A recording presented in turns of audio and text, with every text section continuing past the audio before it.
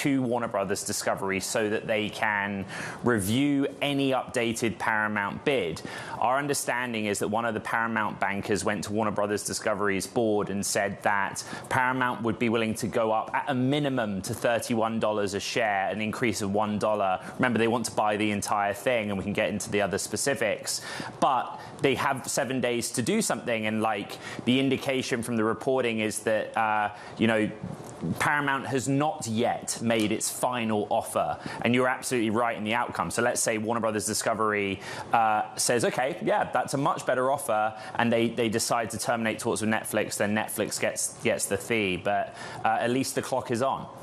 The clock is on, Ed, but is $31 enough to move the needle? As you just mentioned, that might not be their best and final. What is it going to take for Paramount to actually be the attractive bidder for Warner Brothers?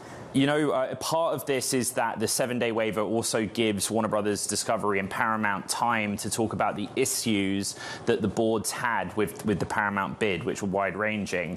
The valuation, right, remember, Paramount proposes to buy all of Warner Brothers Discovery, including legacy network and cable, whereas Netflix would only buy the studios and the streaming business, spinning off the legacy networks into a standalone company.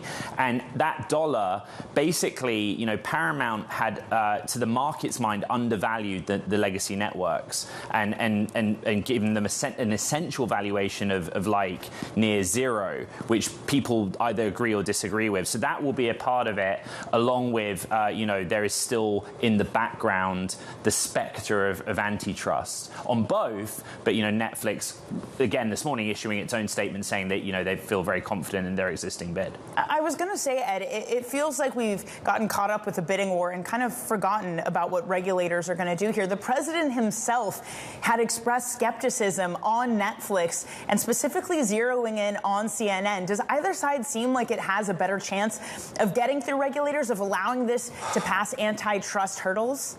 Again, where we've got with it is a Capitol Hill hearing, which does not amount to regulatory review, right? It's an opportunity for lawmakers to pass view. And in that case, both potential combinations are under the microscope.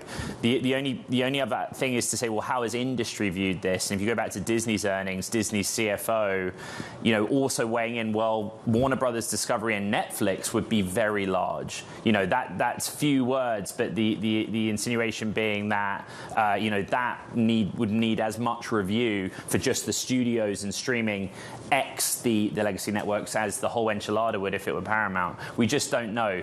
It's codified, right? There is a precedent and rules-based approach to antitrust in this country, and that's until the deals proceed, we don't know.